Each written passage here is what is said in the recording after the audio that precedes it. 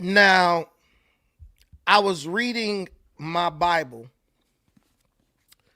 this morning and I was in the book of Hosea, and there was a certain scripture in the book of Hosea that inspired the show that you are going to witness or listen to today. I didn't plan on talking about Afroman. It was something that I didn't care about. He's ignorant as far as I'm concerned, and I don't talk about ignorant people. Congratulations to him on his recent legal victory against police who invaded his home under false pretenses. But that's where my celebration of Afroman ends. See, in the book of Hosea that I was reading, there's a scripture that talks about a, reaping what you sow. That scripture is found in Hosea, the 8th chapter, in the 7th verse. And the scripture warns us, for they have sown the wind, and they shall reap the whirlwind. We as Black Americans, and really just as Americans, period, stand today in a whirlwind of our own making, trapped in circular logic that feeds our demise while we point our fingers at everyone else. But most importantly, we point our fingers at the horizon. Look at Afroman, for example, a man who built a career on the very culture that we as Black Americans exported, now fleeing California because he can't stomach hearing Hispanic youth use the N-word. We claim to be the architects of global cool, the vanguard of American cultural evolution. If you don't know what vanguard means, that means you're in the front. We claim to be the pioneers of American culture. We pride ourselves on being the teachers, yet we're shocked when the students actually learn the lessons that we teach. How can we consecrate violence, canonize promiscuity, and market vulgarity to the masses only to recoil in righteous anger when other ethnic groups exhibit the exact behavior we taught them? Ask yourself that. You can't pour poison into a well and expect your neighbor to draw up or draw out clean water. Doesn't work like that. We spent 60 years in this community as Black folks, running in ideological circles, moving the goalpost of our own liberation while the field stays the same. From the civil rights movement, everyone's included. We're walking arm in arm with Hispanics, Jewish people, Asians, and everything else, to the buy black, live black, love black, do for self movement, building our own seat, building our own table, instead of just begging for a seat at the table of others. But that wasn't good enough. Then we had to run, and we left that. I like the buy black movement. I like the do for self. I loved that. That was so good. We had registries for Black owned business. Black folks was traveling to Africa, making an economic bridge with African nations so we could all come up and, create a vehicle to build generational wealth for our children. But oh no, that didn't last long. No, that wasn't good enough. Because working for what we wanted just wasn't cool enough. So we dumped that movement, which was actually working, and we went and chased after the reparations movement. Once again, instead of building our own table like we were with the Do for Self, Buy Black movement, we decided to go once again and beg for a seat at the table that belonged to someone else's. We got a hold to this idea of reparations, and for the last 10 years, it has totally stopped. It has totally bogged down, immobilized Black political movement. For the last 10 years, a decade, we went from having Black, young, youthful looking beards and hair to now we got gray in our beard. And we're just now coming to the end of the reparations nonsense. And now, what do? Do we go back to Buy Black? Like, hey man, we messed up with the reparations stuff. We need to get back to that Buy Black, Do for Self movement, because that was actually working. And there's still a lot of ways where we can capitalize on that. Did we go back to what was working after sojourning through what was failing? No, we didn't.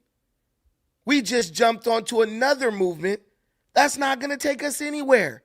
Now we've latched on to the anti-Semitic, oh, we don't like Israel, pro-communist, yeah, free buses. Oh, the rich are going to pay their fair share. Anti-capitalist, the corporations that we work for and the corporations that give us the ability to feed our family are now bad. We want the anti-Semitic, pro-communist, anti-capitalist, fringe group existence. That's where Black people are today.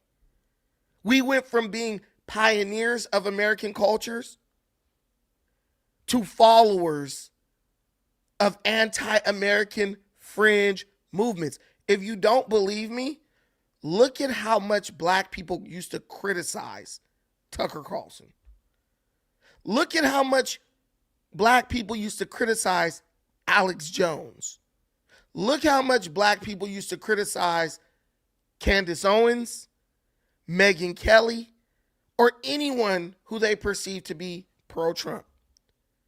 Now that these people have expressed sentiment that is against Trump, all of a sudden Black people are following these people in droves. Suddenly the people who you laughed at and called a joke have become your leaders. Instead of saying, ha, we told you Trump was all bad. Sucks for you guys. We're going to keep doing our own thing. Now, we didn't do that. We started following these people who just not even 2 years ago, we were totally condemning. I got one question for you all watching this right now. Where's the progress? While we pivot from one ism to the next, we remain stagnant. Where is the progress? Or are we simply anchored to a self-defeating hypocrisy? Ooh, can't use that word talking about Black folks. It's time to go switch. Time to go watch No Jumper. Uh-oh, he talking too much sense. Uh-oh, time to go watch The Jam. Uh-oh, time to go watch All the Smoke podcast. Because he used the word hypocrisy, because he told the truth about who we are. He told the truth about where we want to be. But one thing he did not tell the truth about is where we have to be, because we don't have to stay here. Compare our internal chaos, what we're dealing with right now, to the cold reality of global chess. You always hear the term that someone's playing chess, not checkers. Well, I'm going to talk to y'all like y'all playing, like we playing chess, not checkers. I'm not going to just dumb it down because I'm talking to a lot of people who may or may not be Black. Let's talk chess, right? While we're embroiled in Twitter war. Online, back and forth. Not really back and forth, really online. One side saying what they think and why, and the other side criticizing what they think, but never being able to tell you why. Donald Trump is executing a blockade in the Strait of Hormuz. We scream about his recklessness. We're angry that he's doing what he believes advances American interests. We call him a monster for a conflict with Iran that has cost 14 American lives. We lost the war. 14 American citizens have died. Yet, we remain totally silent. Or worse, we celebrate as thousands of black lives are extinguished every day, whether it's by abortion or simply by black-owned black violence in our own streets. We hate the old white man for making decisions that impact the entire globe, while we celebrate the old black man, Afroman, who's being run out of his own damn community by the very monsters that he created. We are a people who demand respect from the world while refusing to respect our own lives. In the book of Galatians, we back to this. I'm just going to become a preacher at this point. If y'all don't like it, go to hell. I don't care. In the book of Galatians at the 6th chapter, it tells us, be not deceived. God is not to be mocked. For so whatsoever a man sows, that he shall also reap. We've traded our moral authority for clout. We've traded our community for content. We are a culture that has become its own worst enemy, leading the world into a gutter and then complaining that it's dark and it smells like shit. It is time to stop being angry at the world for reflecting our own image back at us. If we truly want to lead, if we truly want to be the vanguards of global culture, as we claim to be, we have to first learn to lead ourselves. The doubters, the doomers, the black pillars, they'll keep you in circular conversations. Look at them now. Oh, doing Israel's dirty work. Look, bro, what does Israel have to do with us killing our own babies in abortion clinics? I'll wait. What does Israel have to do with black on black violence, shooting each other down, gunning each other down every day in our own community? You can blame the Jews, but the ones in Israel don't even got nothing to do with that.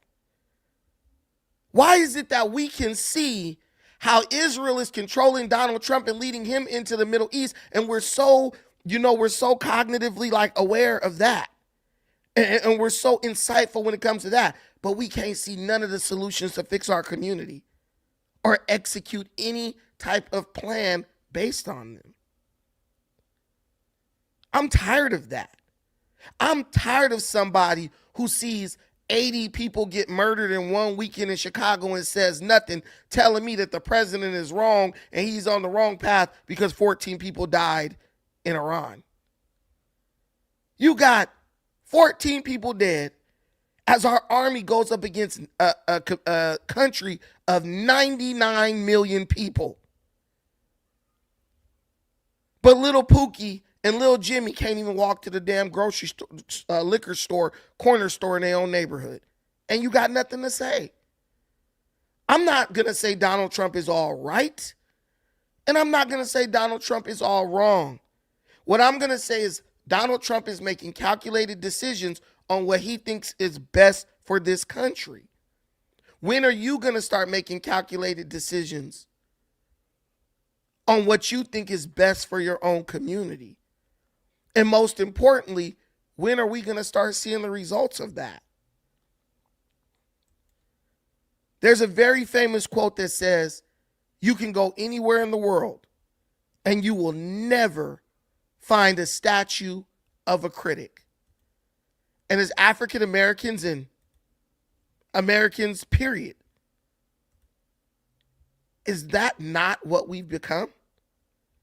Just a bunch of unsuspecting critics of everything we don't understand. You got somebody in the comments right now lying. Oh, it's 300 people dead. No proof of that. Just saying it because it makes him feel good. 300 people dead. He wants to believe that, so in his mind, it is true. But we all know that that's not the case. We all know that that's not the case. And now you got other people, Bucci, relax. I'm hurting their feelings. We cooking too hard for them. But I do this channel the way I do it for a reason. Sometimes you got to separate the sheep from the goats. Sometimes you got to separate the wheat from the chaff. Sometimes you got to separate the nice, good living plants from the dead, rotted out weeds. And that's what this channel does. This channel is like a purge. If you weak, you won't be able to hang. But if you about that life, if you're about life, this is the place for you. There's a scripture in the Bible where the good Lord says, I am placing both life and death before you. Choose life. In my heart of hearts, I believe that's what our president is doing. I believe he is choosing the preservation of the many over the emotional, baseless lies of the few. Would you have the strength to do that? Would you have the strength to do that in your own community? Come on, y'all. Somebody said, are you pro-choice? No, I'm pro-life. Tell me what you're doing to preserve life. Because I got African Americans telling me, Brandon, Trump got 14 people killed. So in the next election, you should vote for the party that literally is responsible for promoting the deaths of over 1,150 unborn black fetuses a day and thousands of black young men's deaths in major urban cities around the country per year. So 14 dead is so the 14 dead is supposed to make me run across the aisle and vote for thousands dead. And it ain't even no war. Here we go. A fetus is not alive. See what I'm saying? All you got to do is speak on the facts, and the demonic natures and thoughts of these people will totally be exposed. This guy, Too Strong for Life, always come up here lying. I don't know why he do that, right? Oh, Brandon, I'm going to teach you something today. Comes up here, looks dumb, keep running and talking, and then eventually we Google what he's talking about, and it turns out that what he says is an absolute lie. And I'm going to give you a prime example. He's already done it. What did Too Strong for Life said? I didn't cook this dude 1,000,000 times already. Look. I didn't cook this dude too many times. But you know what? I'm fat. I love a good barbecue. By the way, I got my blood work results back. All good. They're right here. Is this it? This is it. All good. I'm not gonna die anytime soon, so I'll be here. I'll be here to make you mad, Too Strong for Life, for a very long time. Everything was good. Even my damn cholesterol was good, which was a surprise to me. See? All my results. So yeah, so y'all can hate me more, even more. I guess that little bit of working out I do is doing a little bit of something. So this guy said, a fetus is not alive. We typed that in the AI. A fetus is biologically alive, as it possesses human DNA, metabolizes nutrients, and goes through cellular reproduction. While the biological existence of a fetus is generally accepted, whether it's considered a person with legal or moral rights, or when human life begins is a philosophical, in a philosophical or legal sense, is subject to intense debate. But if something is not alive, why does it need nutrients? If something is not alive, how does it grow? Can something that's not alive grow naturally? It all connects, baby. It all connects. What does a fetus have to do? I understand. What I'm learning is a lot of people in our country are very like surface level things. What does a fetus have to do with war? Well, you guys are willing to kill thousands of fetuses, which are living organisms, but you draw the line at 14 people dying in a conflict that is saving thousands, if not millions of American lives. Bro, he said it's a clump of cells. Yeah, but they're alive. Cells are alive. So look what he says. He says, oh, it's just a clump of cells. Let's look up if cells are alive. Are cells?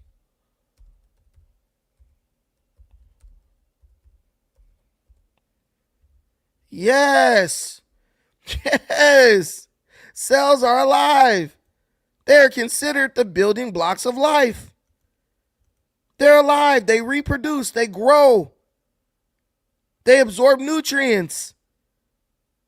Come on, bro. You losing. You're losing. Did he erase where he said a clump of cells? Boom. Yeah, and even cells are alive. Have you ever heard of the term single-celled organism? Yeah, organism. You didn't do biology, not even one semester in college? I'm telling you. Guys, listen, the people a lot of us are allowing to influence us are really just stupid people. They're just dumb. They don't know basics, but they out here trying to influence you in major, very important decisions. And because I get up here and I understand the basics, I'm able to destroy these dudes. You guys think I'm so intelligent. I'm not that intelligent. I just know the basics.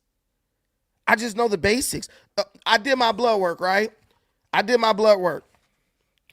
First thing they check in your blood work is your white blood cell count. And then they check your red blood cell count, right? Those cells are alive. This fool said it's a clump of cells. If you got too big of a clump of cells in your body, you will die because that living organism will kill your body because it will take away from you. And it can take away enough from you to where you'll die. That's called cancer. That's where one living thing consumes so much that it kills another living thing. But I'm the one retarded. Because I'm the one talking about facts, looking at my own blood work. I'm talking about facts, but I'm retarded. But that's where we live, guys. We live in fucking bizarro world. When you talk truth and science, you're retarded.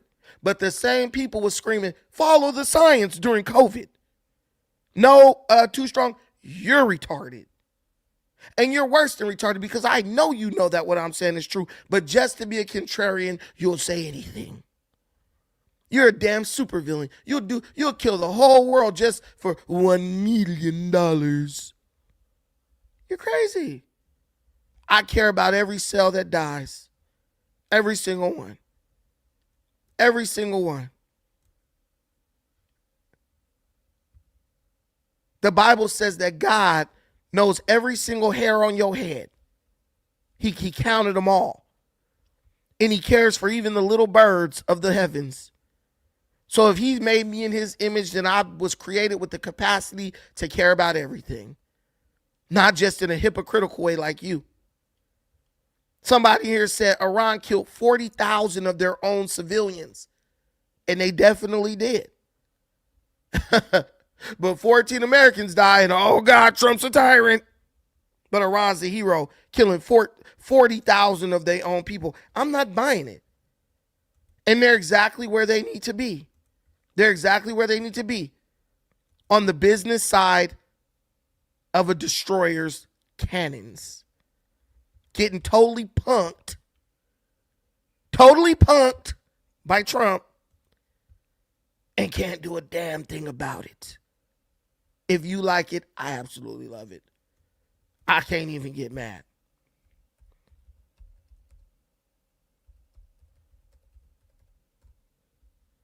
But a lot of people wonder, how does this guy like juxtapose or compare street hood drama nonsense, right? To politics. Well, why is Afroman on Fox News?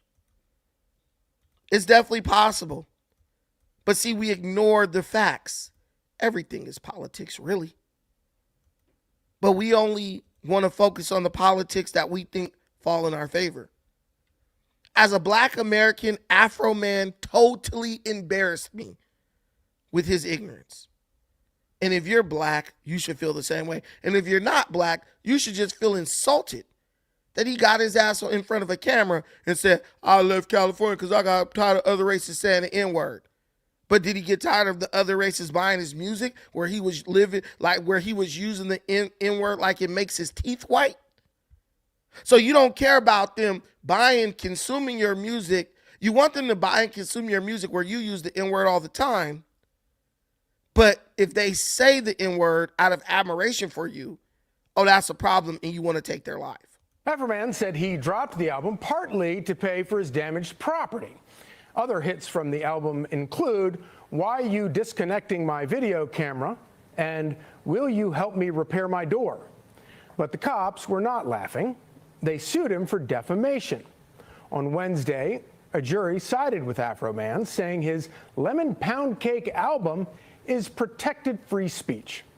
Afroman, the free speech warrior we didn't know we need, joins me now. So great to have you, Afro. So Fox is ignorant. He's the free speech warrior, but has a problem with other groups saying the N-word. Like black folks own the N-word.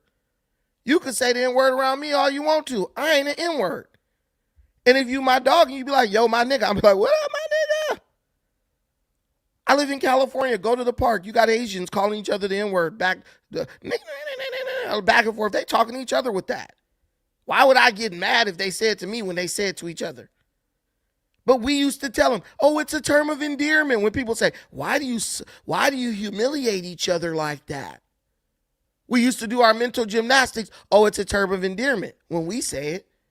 So then the other group said, well, can it be a term of endearment when we say it? I'm just being real with you. You come to Cali, other groups of people are going to use the N-word. You go to Texas, there was a white boy, big fat white rapper named Jinx or something. He was saying the N-word. And all them Negroes around him was like, yeah, he could say it. That's my homie. He grew up there. Oh, but you know what it is? This is the reality with the N-word. The N-word is just another thing that black people can arbitrarily weaponize against other groups of people whenever we feel like it. One day if they said, oh, bro got the impasse, he could come to the cookout. But if you mad at that particular white person, they said, now you want to fight him. It's like if someone steps on his shoe, he like, oh, it's all good. But then if someone he doesn't like steps on his shoe, now he want to fight him. Hey, you stepped on my shoe, motherfucker. It's arbitrary, and it's selective, and it's ignorant, and it's ghetto. And that's the kind of behavior Afroman exhibits. But I thought Fox News was racist. Why would a bunch of racists 3 weeks ago, right? Why would a bunch of racists bring up a black man who won a case against a bunch of white cops? That's what I'm trying to understand. Why would they bring him up? And let's see if this white man sounds racist, like, I really wanted Afroman to lose, or let's see if the white man is celebrating the win with him. Man, and let me begin by saying congratulations on your tremendous victory. Whitey gave him a congratulations. Thank you. Thank you. Appreciate They're it. so racist that a white guy brought Afroman up on mainstream TV to talk about him winning a case against a bunch of white cops on primetime news. Wow, they racist. They racist.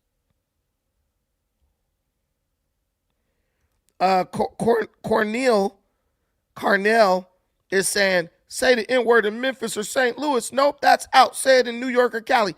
Bro, y'all killing each other. They ain't got to, once y'all done eradicating each other, they come in and say whatever they want to.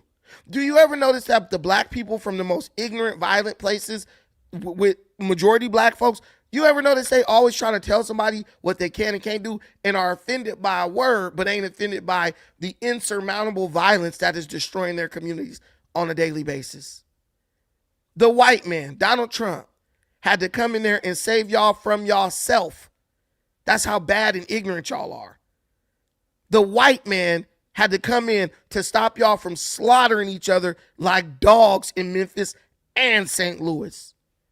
I know y'all ignorant because I done met 607 Unc. He's an ignorant son of a gun. He's a Hoover, Crip, GD, and all this crap. But all the N-words where we draw the line. Guys, I can't be the only one who is tired of this stupidity and ignorance. I can't. But I'm the one who's in the wrong. This guy too strong. You insult us every day. We insult ourselves every day. We insult ourselves every day. Too strong. Click the link and come up and tell me how me sitting here telling the truth about my community that I belong to is insulting you as a black person. Just tell me. Tell me.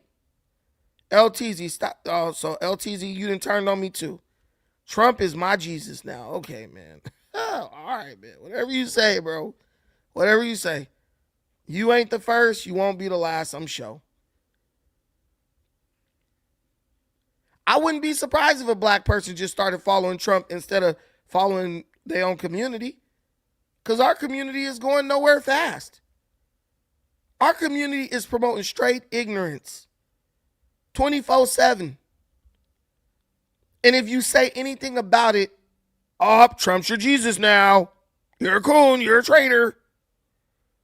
I don't understand how a bunch of people expect loyalty when they can't even be loyal to themselves. It just blows my mind. We'll be having this discussion to the end of days. But guess what? The days are going to end far sooner for the black community than anybody else. Because while I'm up here sitting talking shit, and you up here sitting up here defending bullshit, black people slaughtering each other every day.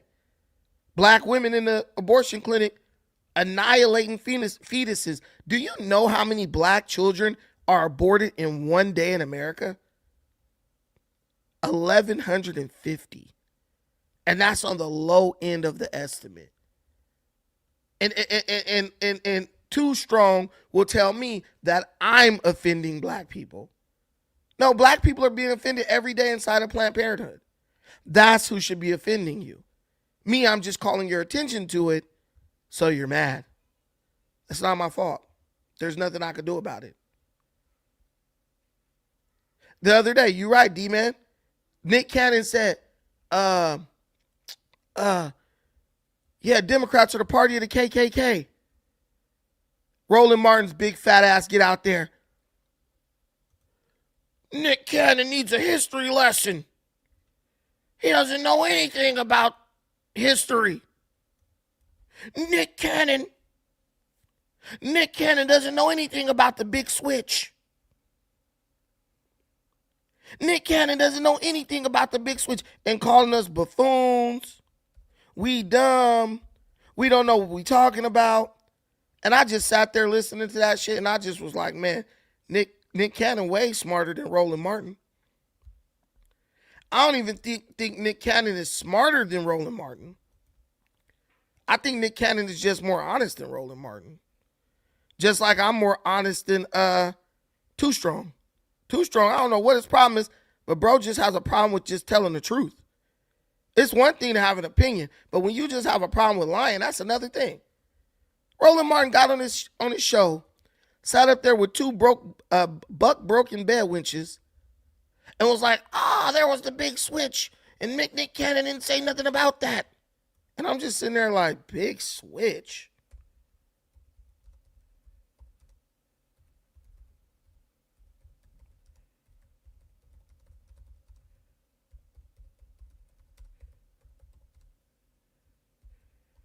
I'm like, the big switch, and now I got all these black folks. Oh, Brandon, you lying. The Democrats ain't the party of the KKK because all of the ones who was racist, they went over and became Republicans. I said, no, they didn't. That's a lie. Roland Martin lied to you. Roland Martin lied to your damn face, and you came in my face with your stank breath and repeated the lie and lied to you. And when you lied to me, you disrespected me. I feel like when someone lies to me, they disrespected me, right? We can look at the facts. We can look. That's the beauty of the internet. Y'all still running around talking about, oh, the big switch, the big switch. Y'all looking dumb with a phone in your pocket that could tell you all the answers. See, them ain't my type of black folks. When you say the N-word, those are the N-words. Because N-word, jigga, it means stupid person. When you say stuff like, Brandon, there was a big switch, we'll use a jigga. Because you just being stupid. That's the only question you got to ask to kill the big switch argument. How many Dixiecrats, this was what the racist Democrats was called, how many Dixiecrats switched to the Republican Party between 1960 and 1980? So 1960s, 1960s, midway through 1970s, that's what I call the civil rights era, right? Tells you right here. Between 1960 and 1980, the shift of Dixiecrats to the Republican Party was a gradual realignment rather than an overnight mass migration. While many white Southern voters shifted to Republican presidential candidates starting in 1964, what does it say?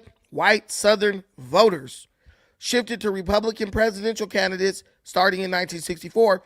Most continued electing Democrats to state and local offices with full partisan realignment not completing until the 1980s or later. Prominent switchers. Strom Thurmond of South Carolina, he was a racist. In 1948, Dixiecrat presidential candidate switched to the Republican Party in 1964, signaling a high-profile defection.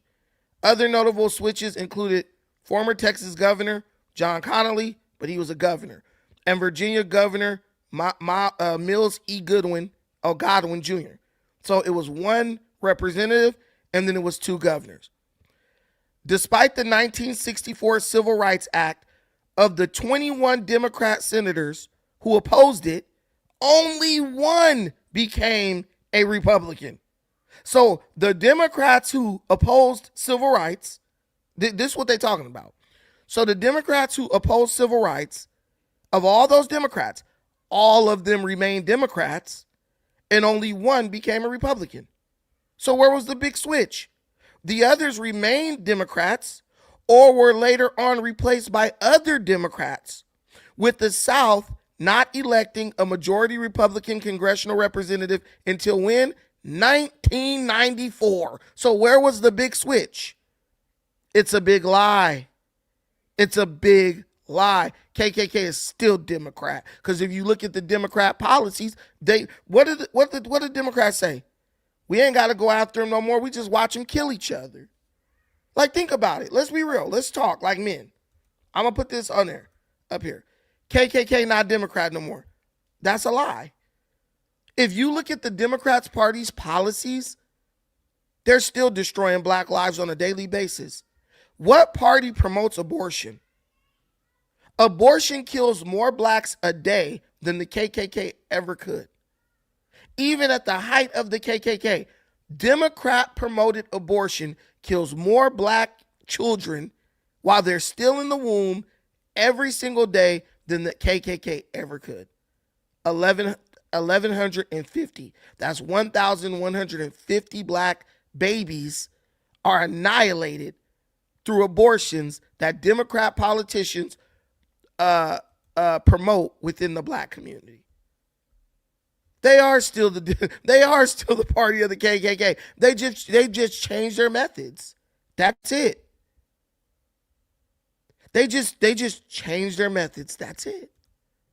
Meanwhile, Republicans are working to try to get rid of abortions to one extent or another. They're not saying we're just getting rid of abortions for whites. They're saying we're getting rid of abortions for everybody. I want to show you what I'm talking about. There's only one party who is so obsessed with the idea of Black Death, there's only one party that is so obsessed with Black Death and exterminating Black folks that they were willing to pull an abortion clinic right up to the DNC. At their national convention, they literally had an abortion bus parked outside. If that ain't the KKK, shit, that's better. That's more dangerous than the KKK. What does it say? Planned Parenthood Mobile Clinic near the DNC offers free medication, abortions, and vasectomies. Look, they literally had an abortion bus on wheels at the DNC, y'all. Oh, they're no longer the KKK. Shit, they better than the KKK now. Did you see the Republicans putting an abortion bus in front of their national convention? The KKK is still alive, and it's still within the Democrat Party. They just have figured out more clever ways to exterminate you. And because you're mad or whatever you mad at, I still don't know what Black people mad at Republicans about. You'll accept it. You cheer against Trump right now. Oh, Trump, he killed a satanic dictator. We need to vote Democrat for more abortions. It doesn't make sense. It doesn't make sense. The IRGC killed 40,000 Iranian lives. Trump, in fighting IRGC, has lost 14 lives. And the Democrats promote over 1,000 Black deaths a day. And that's not even including the Black communities that they rule over, where they constantly try to defund the police and let violence run rampant. To argue against me on this is a losing argument. And when people respond with pure anger, you know they're just ignorant. They're blinded by their ignorance because they've been trained like perfect little stooges. That's what the Democrat Party did to them. They trained them like dogs to believe whatever the Democrats say. And what's funny is the Democrats will tell you, yeah, go get an abortion. We support that. They'll just ignore that. I'll ask you a question, Democrat sympathizers. Why are the Democrats encouraging Black people to exterminate their babies while encouraging illegal immigrants to come into the country and have babies? I'll wait. I will wait. I think I deserve a like just for that. Can y'all hit that like button? Can y'all hit that like button and help us reach our super chat goal? Can y'all show some love for maybe one of the only channels up here telling that real truth? Ask yourself the question. Why is it for your baby the solution is extermination? But for the illegal criminal alien immigrant baby, it's open arms, food stamps, Section 8. The Somalian babies, they getting billions for daycare for their kids. Your baby gets to be annihilated before it lets out its first good cry. What's the difference? Why is it okay for you? Why is one thing okay for you, but it's not okay for these other people?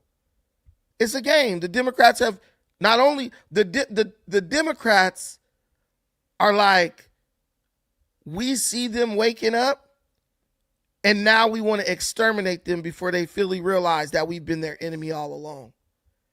I'm being real with you.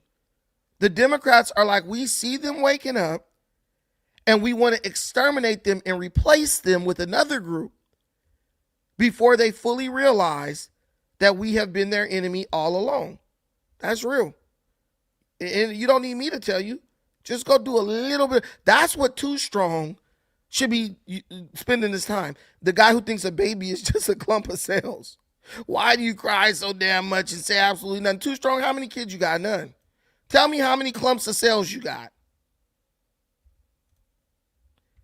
He's mad now because I cooked his ass with facts and receipts earlier.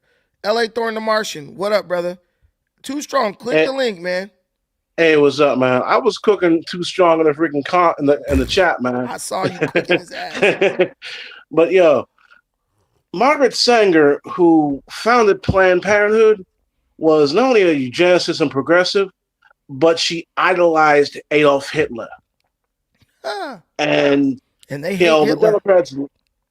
the Democrats love to say like, oh, Trump is on the right, and you know they love Hitler, and I'm like, no, you have progressives who vehemently defend Planned Parenthood, probably not knowing that their founder of that organization was a Nazi sympathizer.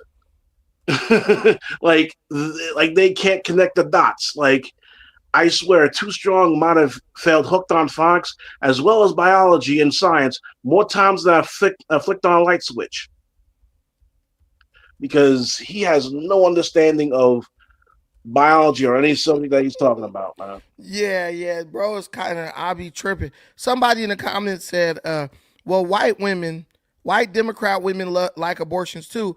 This has to do with bodily autonomy, but black women get abortions at double the rate, more than double, almost triple the rate of white liberal women. Like if you take everyone in the United States, take all the abortions in the United States, and put that on a chart at 100%. Black women make up almost 50% of the abortions. Just And black. here's the scary thing. The Here's the scary smallest. thing. Go Like ahead. Go ahead.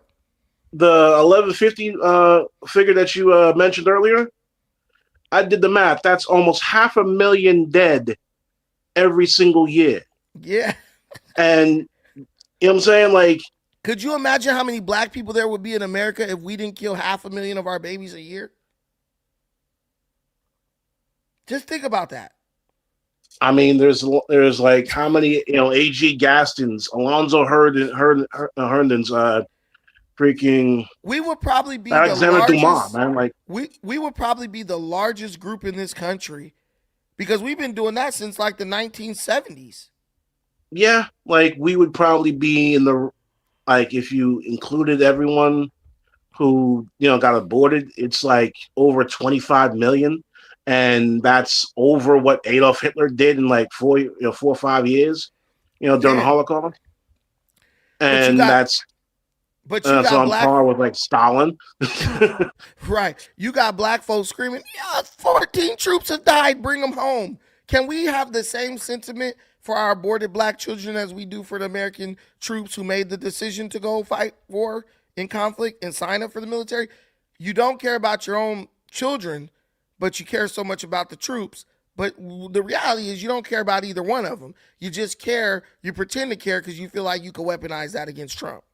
That's the reality of it. What's also sad is that you got people, you know, like women, you know, I saw this, I forgot whose video it was, but like Cardi B invites, you know, people who, you know, women who are pregnant, black women, and they start dancing and freaking, you know, twerking and shit, you know, on stage while pregnant. I'm like, I know for a fact that if a child is born and sees that, they would want to disown the mother. Like, you embarrassed me before I was even born. Like, Let me get this question. Somebody told me, you not making no sense. Where's the data? I just did a real quick Google search to show you how lazy our people are because he could have looked this up himself. You can always look this up to see if I'm lying or telling the truth. I don't get on the internet and lie. This is just a soft search, but this is just based on CDC data from 2021 to 2022. But it says based on available data from 2021 to 2022, approximately 470 to over 700 black children are aborted daily in the United States. Daily estimates, some estimates based on 2014 data suggested up to 711 or 888 abortions for black women per day, depending on whether CDC or Guttmacher Institute data is used. More recently, analysis of CDC data 2021 to 2022 indicate a range of roughly 470 to over 600 daily. Black women make up approximately 14% of the childbearing population. They account for roughly 36 to 42% of reported abortions. How do you make up 14% of the population, but you getting 40% of the abortions, bro? Those are all facts. You can say what you want. You think bro gonna say, damn, bro, I didn't know. You think King Maggot Brain gonna be a man and be like, yo, I didn't know, bro, that's crazy? Or is he gonna be silent now and go try to hide in his feelings? He's gonna go hide in his feelings so he doesn't have to admit that we're getting fucked over. The Democrats don't need to be the KKK anymore. They are encouraging Planned Parenthood, which man, listen, bro. I love the internet.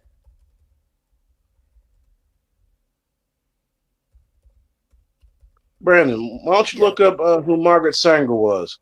Bro, they know who she is. And try and fact, just fact check me to make sure that I'm on point. I will. Look, they know who she is, bro. But I'm still gonna do it. Okay, let me see this right here.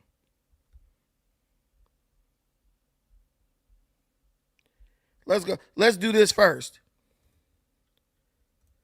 Which party primarily supports abortion? The Democrat Party primarily supports access to abortion, with approximately 80% of Democrats believing it should be legal in all or most cases. Their platform generally defends abortion access and reproductive rights. In contrast to the Republican Party, primarily seeks to restrict abortion and often supports state-level bans. Oh, two wings of the same bird. No, they're not. One says kill all the black babies. The other one be like, nah, maybe we shouldn't give them, maybe we shouldn't make it so easy for people to do that. And you know what's crazy is that look what he said. Look what he said. Look what he said. No, bro, I just want to check your data and your source. Well, there you go. You can go on AI and it's going to give you all the sources, but this source is PBS. That's a Democrat rag if you ever had one. That's a liberal rag. But what I'm telling you is you can't be screaming about Trump in my face while voting for I'm a black man. And I'm going to get to the Margaret Sanger shit right now. But look, I'm a black man. So this is how I look at it. Death, black death. Here we go. Trump ain't against abortion, but he wants states to decide. So there are states where black lives are protected from irresponsible behavior. Trump ain't gonna pull up no abortion bus to my daughter's school. He ain't gonna pull no abortion bus up to my daughter's job. If my daughter were to get pregnant, Trump ain't gonna be like, yeah, just go abort it like it's nothing. She'll sit down with her parents and we'll say, you don't have to do that. We got you. We'll help you as much as we need to. If you got to move back in, whatever, we got you. That baby is family now. Win, lose, or draw. We can talk to our child about that. Not some liberal wench who don't give a damn one way or another, just want to see your kid exterminate their baby so she can prove some elusive point. Right? That's the difference. So you can't get in my damn face screaming about 14 soldiers dying, and every day I'm looking at you supporting a party that's killing thousands of black babies daily, and you celebrating it. There ain't no way I'm going to vote Democrat. There's no way. I can't. I might vote Democrat on a local election, just very local. But on a national scale, hell no.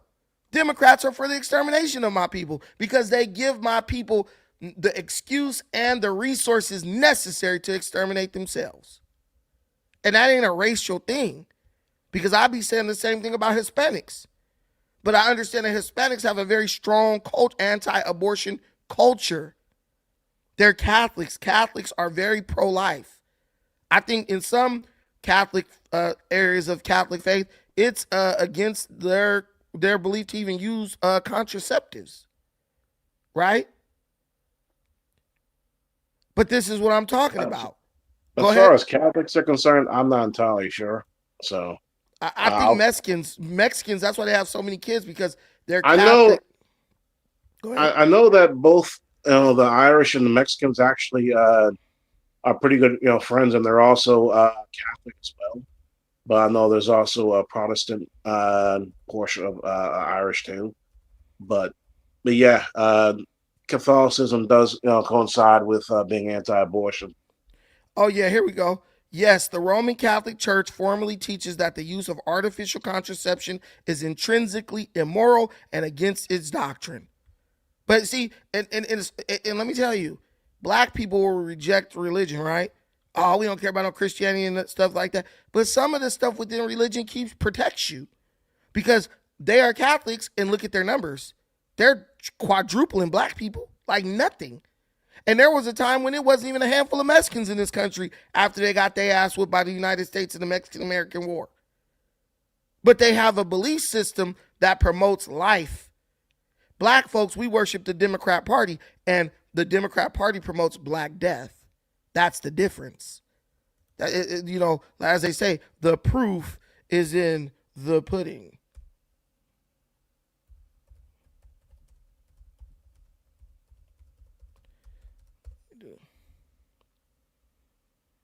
Okay, let's go here. So Margaret Sanger is the person who founded Planned Parenthood. And this write-up is from, wouldn't you know it? Planned Parenthood. That's the source.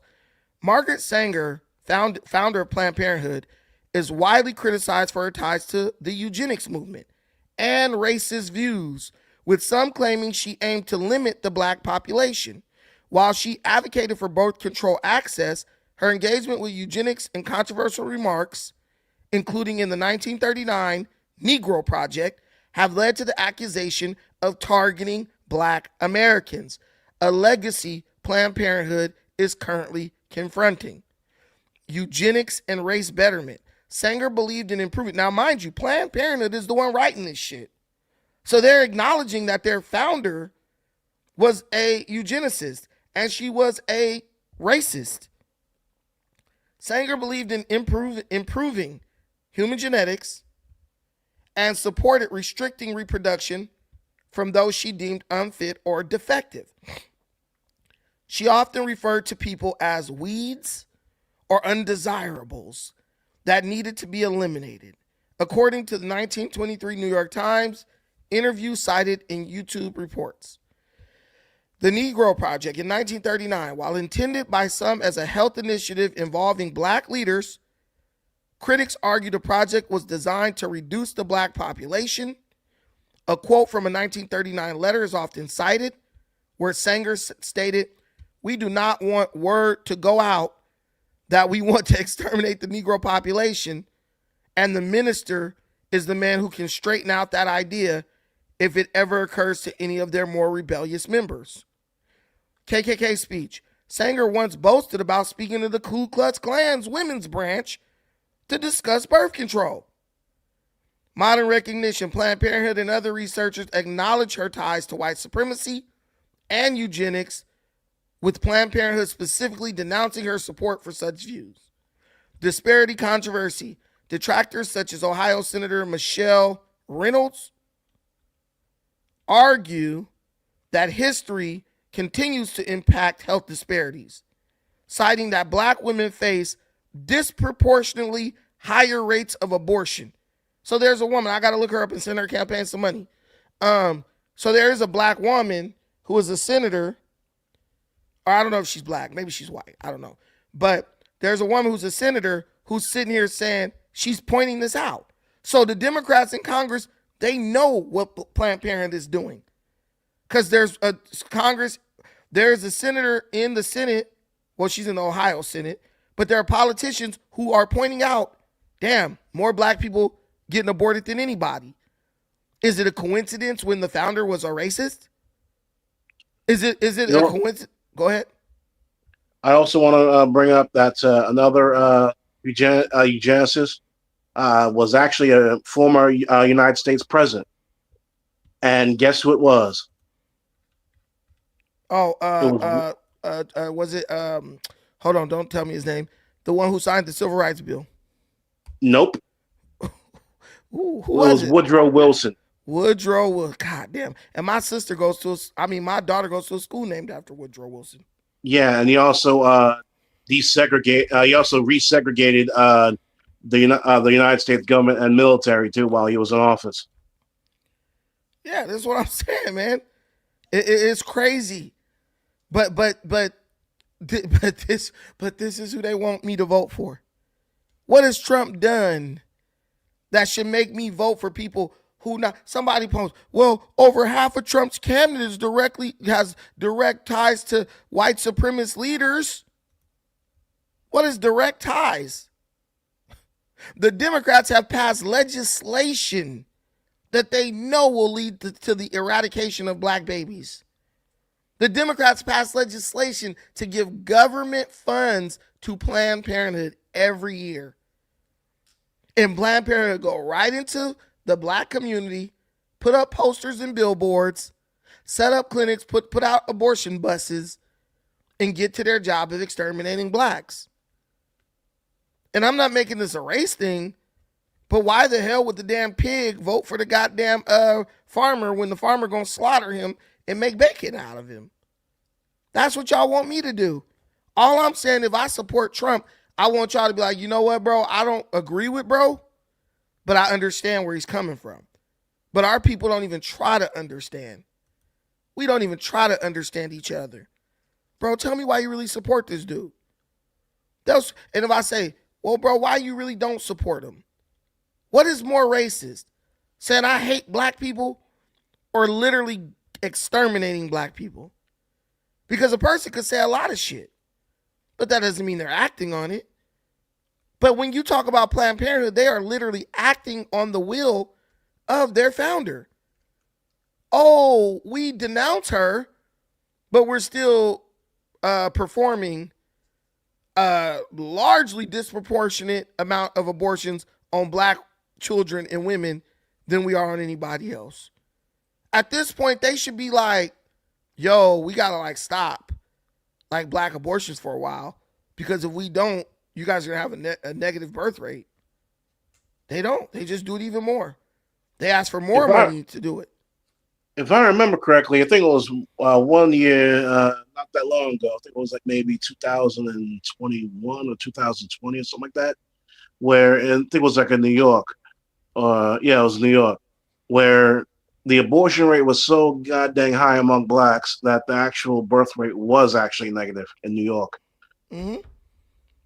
If I'm not mistaken. And somebody said, oh, those black women asked for that. Listen, man.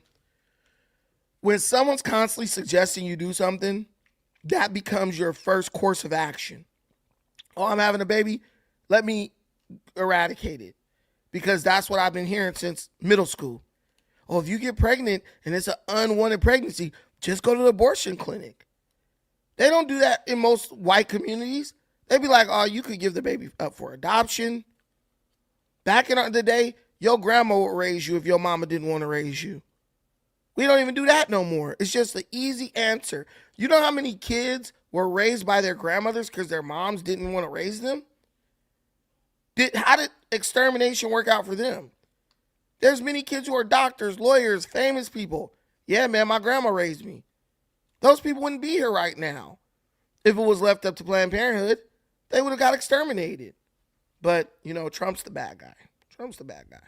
I got it. I get it, guys. I get it. I get it. Trump is bad. Democrats are good. Don't know why they're good. Don't know how they're good. You can't even tell me how they're good, but you know they're good. That's all we know. We don't know how they're good or why they're good, but we just know that they're good. Hell, I'll take your word for it. Because the Democrats are so. And so the Democrats are so good. We got the homeless people in LA freaking popping out of sewers like they're freaking Master Splinter, or like this is Demolition Man. You remember that movie, right? Yeah. With Sylvester Stallone and Wesley Snipes, when you had the poor people living underneath the city, in the sewers and shit. It's just like that. He ate a rat burger. I remember when the dude Stallone ate the rat burger. It was disgusting. But yeah, I love that. That's some Chinese shit, man. I love that movie though. I love that movie. Guys, listen. I'm gonna talk more about the Trump situation, but I got to talk about this if this is still something. Oh my God, Lord have mercy, baby Jesus. Baby Jesus in the manger. I gotta get this clip of Jada. I gotta get this clip. Dude.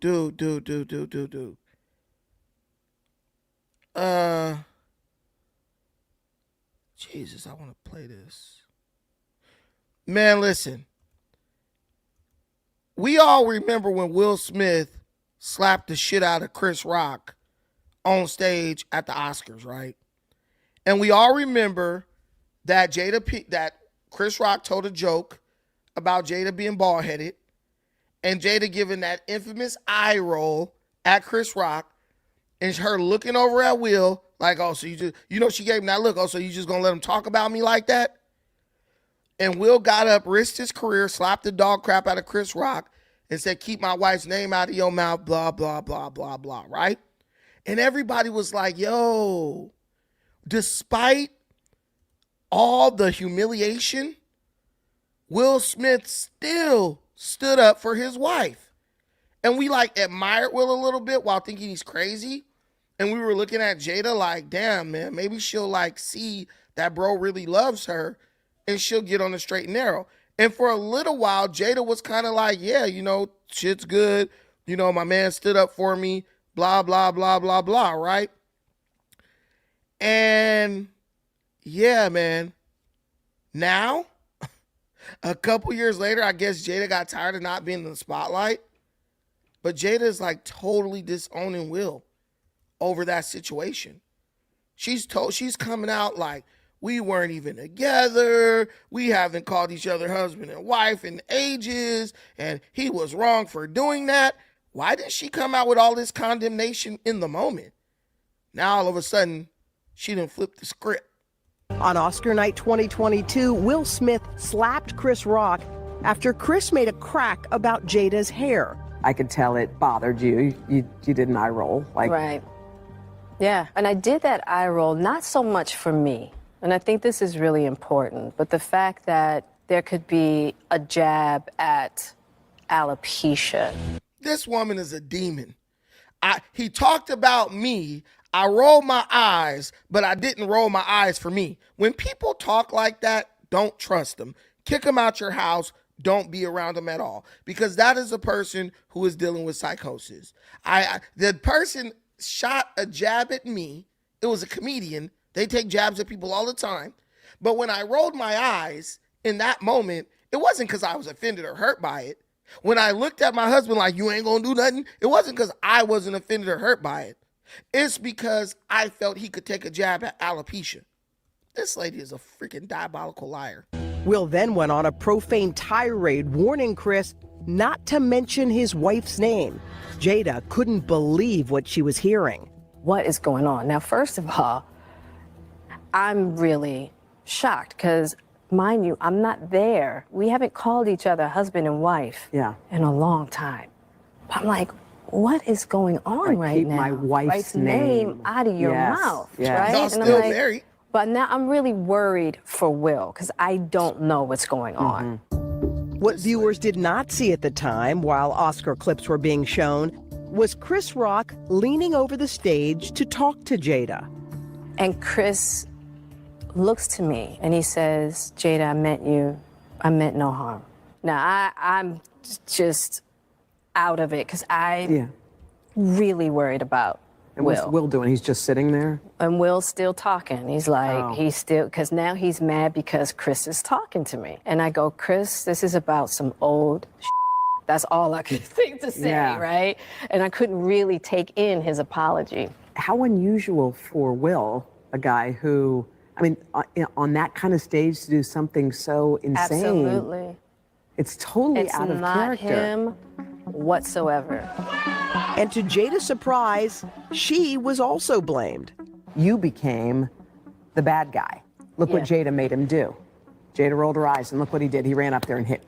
Let me tell y'all how I'm going to nuke this right now. If you wasn't offended, why didn't you just laugh at the joke? If you didn't want Will to get offended, Why didn't you just laugh at the joke? If she would have laughed at the joke, everyone would have been like, oh, it's a joke. She ain't even taking it like that.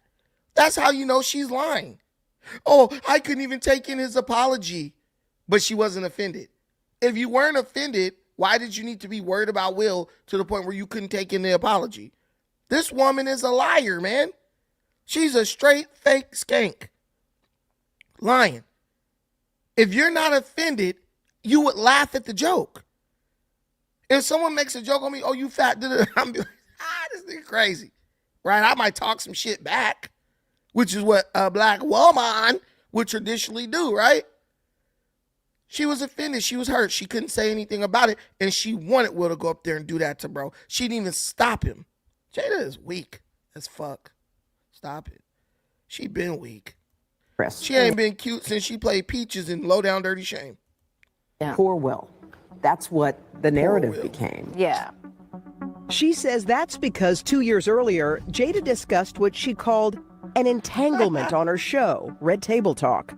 My honest opinion about that is that narrative had more to do with the false narrative that I helped to create on the Red Table. So poor Will because of the adulterous wife. Yeah. Who forced him to go to the table and sit there, you know what I mean? And now look at what she's done. She has the power with an eye roll to make him go up and slap somebody on stage. So that was from her point of view. Jada has always had power over Will Smith because bro has been obsessed with her ever since she was getting smashed by Tupac. And Will was coming out, and let's be honest, he was selling more records than Tupac. And he's from Philly, and he got a little bit of street in him, and she bombed, and he low-key, I felt like he was a little bit in competition with Pac. But what he didn't understand was Pac saw Jada for what she really was, a damn hood rat. Will should have tried to go after Janet Jackson. He's a dumbass. I would have went after Janet. Will could have got Janet, bro. Will could have got Janet. Oh, yeah, but you know, these women, they love gay dudes. Will could have got Janet, man. But he chose this. He chose trash, bro. And this is what happens. This is what happens when you go skim the bottom of the damn ocean for critters. And she set this dude, man, this will be studied one day. How she destroyed this man's image diabolically for really no reason. Because if you're not happy, just get a divorce. Hollywood celebrities do this all the time. Your kid's been big and grown. If you're not happy, get a divorce. She's still married to him. And let me tell you something. The only reason she's married to Will is because of the name. That's it. If she goes back to being Jada Pinkett, ain't nobody gonna freaking she won't even be able to nobody will answer her phone calls. But if she keeps Will's name on, people will say, well, that's Will Smith's wife. Out of respect, we still got to keep entertaining her and throwing her movie roles. Well, if she divorced him, she going to get paid out, Josh. She's still going to get the money. But what I'm telling you is that Smith on the bottom of her name, that's her claim to fame. That's her freaking meal ticket. That's all she got. That's all she got. Hey, Brandon, I'm gonna drop down. I gotta go into work early tomorrow. All right, bro. Thank you. But thank you for having me on your platform and let me speak my mind, man. And keep doing what you're doing, man. No worries, man. Thank you. Appreciate you. Guys, please don't forget we do got a super chat challenge. 10 super chats of any amount. $1, $2, $10, whatever you want to give. We just are trying to keep the lights on for this channel. And your support means a lot to me. But this girl, Jada, whoa, man, if I was Will, I'd divorce her ass and go marry me a 25-year-old dude. That's the only way you can get back at a woman like this. Go get you a 25-year-old with a full head of natural hair, and I'm telling you, take her everywhere, Big Will. Take her everywhere, Big Will. You would be married to him if he had all that money. Why would I marry a man? That's stupid. I just think Will and Dwayne Martin hanging out. Who was that who said that Dwayne Martin stole their husband? Who was that? Was that Tisha Campbell? She reaped what she sowed with the sabotage of Martin. She got what she deserved for sabotaging Martin. I don't feel sorry for her at all. I don't feel sorry for her one bit. A lot of people have been telling me on the other stream, on the horizontal stream, they've been saying that, the vertical stream, they're saying my face is too close to the camera. I'm pretty far from the damn camera. I don't know why it shows close like that, but I just backed away a little bit more. But listen, man, these women is doing their thing, man. Let me tell you, the stuff with August Alsina is something probably most Hollywood wives do. She just told the business for views and clicks on the Red Table Talk. And where's Red Table Talk now? Are they even doing that still? Probably not. It was just a flash in the pan. You embarrass your fucking husband, not only in front of the world, but in front of his damn kids. And your son's all messed up, and now we know why. Because, like, dude, you're screwing his friend. He brought a friend over like, hey, this the homie right here. And you're like, yeah, mama got to get hers too. Girl, Jada, you could have got anybody. You could have got one of them old pookies in the hood. Loose Cannon would have smacked you. He likes smacking down rich women and making them pay ransom. All that was a humiliation ritual, man, in my opinion. But I hope Will bounces back, man. We all secretly root for Will, right? And we all secretly wish death upon Jada. I mean, that was a joke.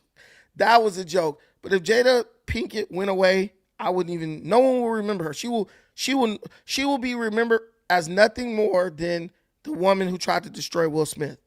She won't even be remembered for Peaches. She should have just stayed right there when she did Peaches and left it at that. Somebody said she looked good in Matrix. No, she didn't. She looked horrible. And then they made her old and she looked even worse. Yeah, this ritual is done. She's fully accomplished it. I mean, you know, when you travel the world, which is what Will Smith has done or is doing, you know you've just hit your limit. You've hit your limit in your reality. You like, I gotta cross continents in a private jet just to feel like I'm alive now. Man, he needs to bring back. He needs his Independence Day. We'll definitely need to go do another Independence Day reboot. They need to make it where like the dad didn't actually die. He was abducted by the aliens, and then he come back. Somebody said, I'm telling you, Jada was only cute in Low Down Dirty Shame. That is it. Shame. Why you don't ever take me out?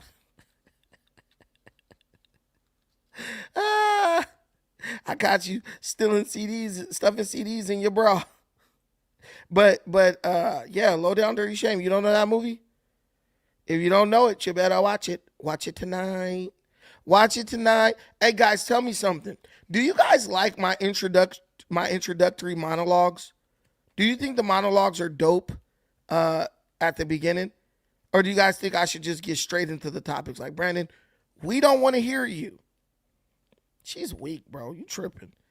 Now look at her head, bro. She got that shit slicked down to the sides. She got that shit slicked down to the sides like a butler. There was a character on Darkwing Duck. I don't know if you guys remember Darkwing Duck. There was a character who used to have his hair just like Jada. Oh, man. Maybe I'm thinking of the wrong cartoon. There was a character who used to have his hair slicked down like that. Slicked down on both sides. Dang, I might be the wrong cartoon. But that's what Jada hair remind me of when I think about it. I'm just like, what is this lady doing? She's just annoying. Because, like, let's be real. The reason why we can't stand Jada is because all of us have a Jada in our life. Whether it's our mother, sister, female friend, or acquaintance, all of us have a Jada in our life. Like that woman who's supposed to be like, your biggest fan, but they want to take shots at you any chance they get. They're secretly angered by your success. And you're just kind of like, why are you mad at me? Why are you mad at me for being successful? Like, why does my success hurt you or offend you at all? And they don't know. They don't know. All they know is they're a damn hater, but they can't explain why. And you literally look at these people and you're just like, little do you know, I would give you the shirt off my back if I could. But they don't care about that. You know? Who was the vampire dude? What are you talking about? That was freaking Eddie Murphy, Vampire in Brooklyn. Bro, you're not really black Low-key. What the hell is wrong with you, bro? Jada Pinkett is horrible, though. She pissed me off with that. Just disowning, bro. Oh, Blade. No, he wasn't. Blade? What? Man, all right, man. Whatever.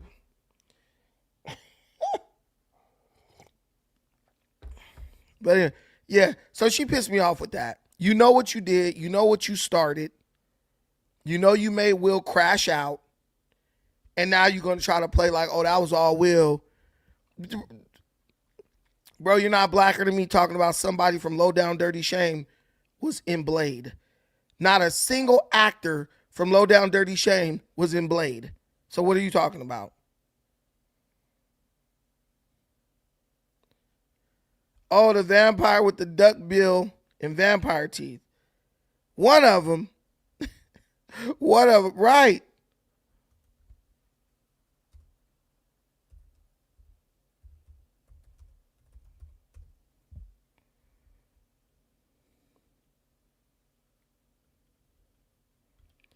I could be on the wrong show. But there's one with where the hair is slicked down.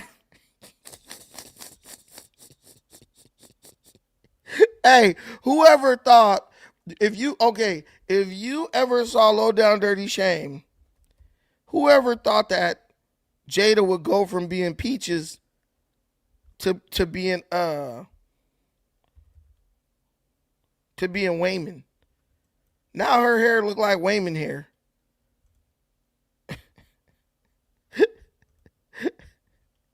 Y'all remember Wayman when you messed his hair up? Next time get like, last time you got me Supergirl.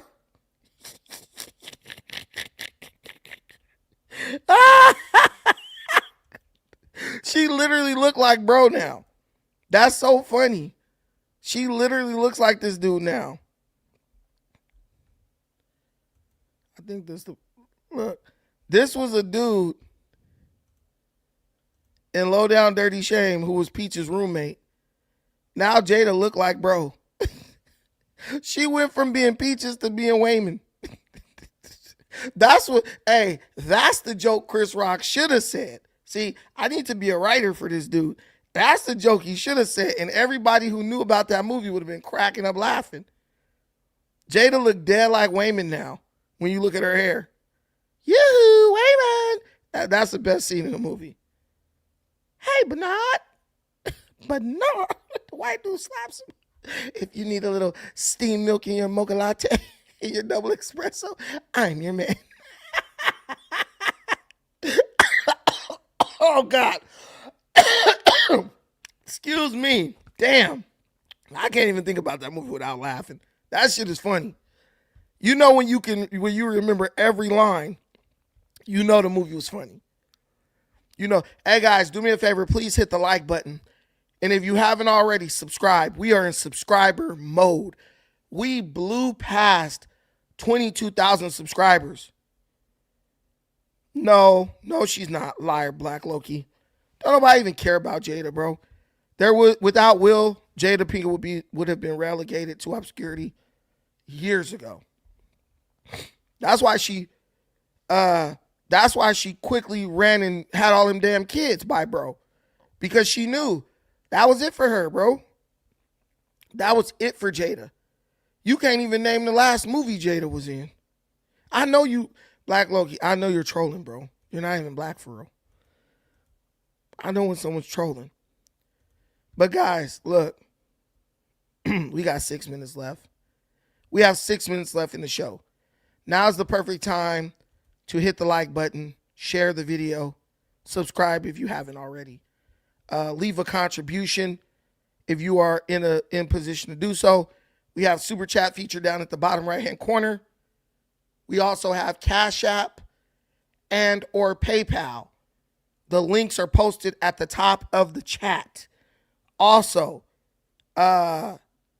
if you guys can hype the video when it's done, that would be appreciated. But I'm not closing out right now. I'm gonna talk. I'm gonna cook.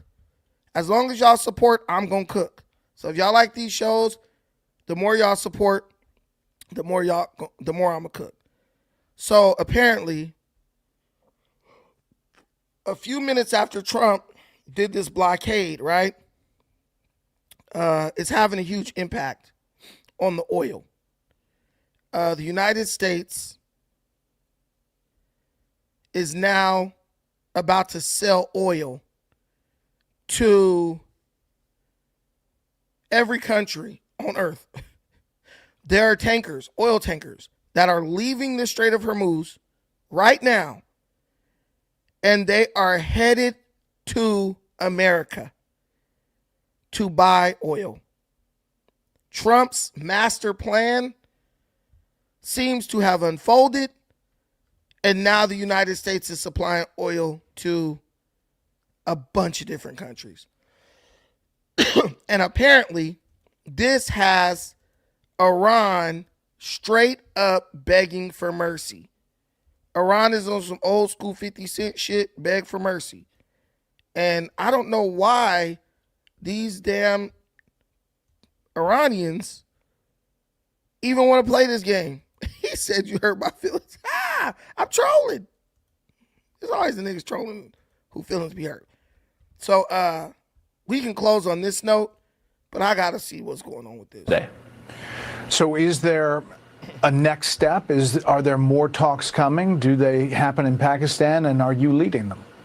Well, it's an interesting question, Brett, and I think fundamentally it's a question that would be best put to the Iranians because the ball really is in their court. We've made clear where we're willing, again, to be accommodating, and we've made clear where we absolutely need to see the nuclear material come out of the country of Iran. Now, what's interesting, Brett, about this is that in the process of doing this negotiation, I do think that we acquired some knowledge about how the Iranians are negotiating. And this is ultimately why we left Pakistan, because what we figured out is that they were unable, I think the team that was there was unable to cut a deal. And they had to go back to Tehran, either from the supreme leader or somebody else, and actually get approval to the terms that we had set. So again, whether we have further conversations, whether we ultimately get to a deal, I really think the ball is in the Iranian court because we put a lot on the table. We actually made very clear what our red lines were. We also made clear, Brett, that we actually would be very happy. The President of the United States has said he would be very happy if Iran was treated like a normal country, if it had a normal economy, if its people were able to prosper and thrive. But in order for Iran to be a normal country economically, it's going to have to be a normal country from the perspective of not pursuing a nuclear weapon, and it's going to have to be a normal country from not pursuing terrorism. And so there really is, I think, a grand deal to be had here, but it's up to the Iranians, I think, to take the next step. Boy, oh boy, oh boy, oh boy, oh boy. So we got to talk about something.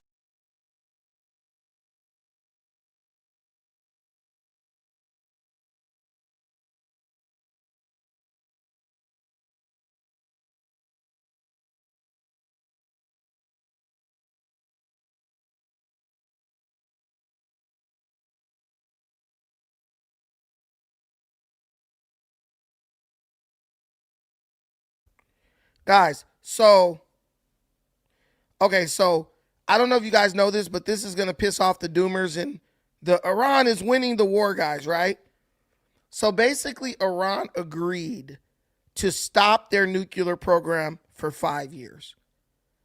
So as tough as they are and they're winning the war, right? That's what they say, right? These guys came to the table and were like, we'll stop the nuclear program for 5 years.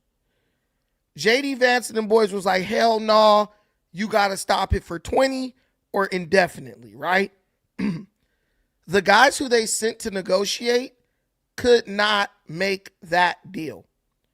So they have to go back to Tehran and talk to whoever is in charge, right, to see if that deal is okay. But if you're giving up making nukes or nuclear program for 5 years, that's telling me you're getting your ass whooped.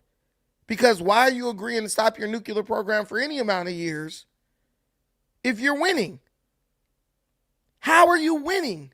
If you're the one ready to make the greatest concession, you did all this so you could maintain your nuclear program or retain it. And then you come in like, we'll give it up for 5 years. Please don't kill us. Please don't hurt us. BS. I'm calling BS, right? So that is what happened. Now they're asking the United States to remove this blockade. Trump has gone super. Y'all didn't push this boy Trump. I think some of the criticism is like getting to Trump, bro. Because bro is going ham right now. He calling out everybody. F China, F Russia. We blocking shit. Ain't nobody coming in and out. Y'all was testing bro about Iran, and bro didn't straight up G-check the whole planet. It's crazy. Yeah, we're blocking the strait. How does America do that without being the most powerful country on earth? I know my doomer friends told me, well, if America does that, my doomer friends told me that if America did anything like that ever, China, Russia, Iran, and whatever other country would gang up and beat the shit out of America in a war. I don't see that happening. Of a blockade, and crunching the numbers, you're saying the cost to the regime ultimately and collectively would be some $435 million a day. But this is essentially a staring contest, is it not, as to who will blink first and who can publicly at least withstand more pain. Why do you think that this blockade could even last as long as you say that it could? 2 weeks seems like a very long time. Hi, thanks for having me. No, I mean, it is unclear how long this blockade is going to last, what U.S. governments and allies and partners, how long they can sustain this blockade and how effective it would be. It's obvious that Iranians or Iranian regime is going to really escalate now, whether through targeting the flow of commerce in the Strait of Hormuz or even going after some of these oil production facilities in the Gulf. So that's a possibility. Now, at the same time, the numbers that you laid out, Iran has about, $280 million a day of export that goes out of the Persian Gulf, the Strait of Hormuz. About $160 million in import that comes back a day. So you're cutting that out. And if that is not happening, then what's going to happen? Iran's going to have to store its oil that is extracting on offshore storage facilities or on tankers. And, I think within 13, 14, 2 weeks, Iran's going to run out of the ability to store oil. And then they're going to have to drop their extraction, which is going to pose a permanent long-term damage to its ability to extract oil.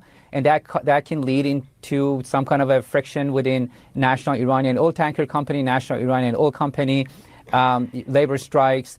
And as a matter of fact, it's the regime's ability to pay salaries of its government employees. If they can't collect taxes because they can't sell metals, they can't sell petrochemicals and petroleum because they can't produce any, that is going to really hurt them really bad. We can also account for regime's ability to continue paying salaries. And we're daring them to actually do something about it, military. So if you listen to what bro said, I mean, the doomers, the black pill, they were wrong. Trump has Iran totally shut down. They can't sell any oil. So their country is hemorrhaging money. They're losing hundreds of millions of dollars a day. So now Trump is forcing them to make a deal. If Iran is winning, how is this possible? This is why I can't agree with y'all when y'all be like, Brandon, this and that. Oh, Iran is this. I'm just like, how? I'm a very logical person. So you have to explain it to me, right? You have to explain it to me. But you're not explaining it to me. So I think you're just gaslighting or it's hopeism. It's coping. It's copium. Dude, and this is the worst part. Trump is now selling oil to the countries that would ordinarily be buying it from Iran. So it's like a dope dealer just came in and invaded your turf. And it's like, yo, this is my territory now. This is all me now, bro. You ain't got nothing. Ain't nothing over here for you. Keep it moving. I mean, I don't think you could get hold any more than that. I don't think it's possible to get hold any more than that. Of Iran is 10 hours in, and it's already beginning to bite. Right now we have a blockade. They're doing no business. I didn't like seeing boats come out if they were doing business with Iran, but if they weren't, no boats came out. So now Iran is doing absolutely no business, and we're going to keep it that way very easily. Don't forget, their Navy is gone, their Air Force is gone, their anti-aircraft is gone, their radar is gone, and their leaders are gone. That's a lot. The president's warning, if any Iranian ships come anywhere close to our blockade, they'll be immediately eliminated. U.S. Marines are ready to board Iranian oil tankers, and CENTCOM's ready to neutralize any Iranian fast attack boats that slip into the strait to cause mischief. One of Iran's surveillance drones flew too close to one of our destroyers, and we blew it out of the sky. And 2 tankers flying under false flags on their way to China were already intercepted and turned away. This is completely reversing everything Iran did to the strait. Now, every nation's ship in the world can sail out except Iran's. 15 American warships are involved in the operation. The mission to free the strait got underway this weekend when 2 guided missile destroyers sailed straight up the gut. The USS Frank E. Peterson and the USS Michael Murphy were the first 2 warships to bust into the strait since the start of the war. The regime threatened to attack if American ships entered. We did it anyway, and they did nothing. And we're about to start clearing the strait of mines, so oil tankers have a clear path out. The Iranians dropped some mines into the strait, but they forgot where they put them. But we have some tools at our disposal, like our Kingfish drones. They're shaped like a torpedo and use sonar to map the seabed and locate hidden explosives. Our Knifefish mine hunters scan the seafloor too. We also have basically remote-controlled jet skis, mine hunters that search the water's surface. Our littoral combat ships deploy a wide variety of anti-mine packages, even Seahawk helicopters that can spot and destroy mines from the air. Soon we might have backup. Is it your anticipation, Mr. President, that other countries will assist in this effort to blockade Iran and those specific... Yeah, other countries are going to also. Which countries? Matt, we don't need other countries, frankly, but they've offered the services. We'll let it be known probably tomorrow. The Royal Navy has minesweeping ships, but the Brits are being persnickety. They're hosting another meeting with the French and others about if and when they'll lend us a hand. To me, this is the biggest development that comes out of this whole situation. We're basically learning in real time that NATO is not going to help the United States. And they keep saying they're not going to help us because they don't believe in the reasons for this conflict. But in reality, they can't help us. They can't help us because they've given all their money to illegal immigrants. They've dedicated all their spending to taking care of illegal immigrants who have illegally entered their country. So they don't have the money to even run their ships because for all these years, they've been operating like, yo, the United States is going to do it for us. We don't have to do anything because the United States is going to do it for us. I believe that the American people need to stop with this, oh, they're our allies shit, and be real. We've just been getting used by these countries for like the past 30 years. They've just been using us. They don't have to spend money on their military because they're like, yo, the United States military is going to take care of everything for us. And we're learning that. The UK, they only have 2 destroyers or 2 aircraft carriers, and one of them doesn't even run. So they have 1. And the one they have, they can only deploy it for 8 hours at a time. And even then, they need to get oil or fuel from America to run it. I'm being real with you. We need to seriously consider getting the hell out of NATO. It's a waste of money, waste of time. It's just a waste all around. And I, for one, don't see why we're still bothering with them. But yeah, the Iran situation is, in my opinion, is pretty much done. It's pretty much in the books because they can't even fight anymore. They can't even field an army, right? They can't even field an army, and they talked all that garbage. They talked all that trash, and look at them. They're just struggling. They're suffering. They got nothing. And I, for one, always knew this was the case, but so many people, they believe that, oh man, in America, we love an underdog. We watch too much Rocky. We watch too much Rudy. We love an underdog story. But unfortunately, in the real world, in war, especially at these high stakes, with these military budgets, it ain't likely that Iran is gonna come back from behind and get the victory. They're not the Patriots in football. So I don't know if I'm even gonna talk about Iran anymore, because at this point they're just getting embarrassed. They're down 120-0, and they still keep trying to convince themselves that they have the United States right where they want them. But guys, that's going to be the end of the night for me. I'm going to call it. Thank you so much for watching this. It was great to be here with you all. We had some great comments. Please like the stream if you haven't already on your way out. And subscribe if you're not already subscribed. Look forward to seeing you all tomorrow. Look forward to some more videos. Also, go watch my video about Diddy. I posted another video about Diddy. Diddy is fighting for his life right now. He has filed an appeal. He just had his appeal hearing like day before yesterday or on Friday. And we are waiting to see what the judges are going to rule on that. I ate dinner like 3 hours ago, so I'm going to finish watching this movie I was watching. But thank y'all. And guys, feel free. I'm going to put my WhatsApp number on here. Feel free to hit me on WhatsApp with any content suggestions. 1645 on WhatsApp.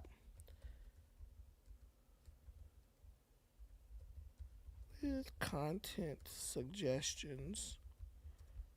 So if you guys want to suggest any content, hit me at that number on WhatsApp. I will respond. That is my media number. You can just shoot the articles, whatever. You can just run them straight to WhatsApp, and if it's good, I'll do a video on it. But thank y'all. So until the next time, take care of yourselves, but most importantly, please take care of each other. Peace.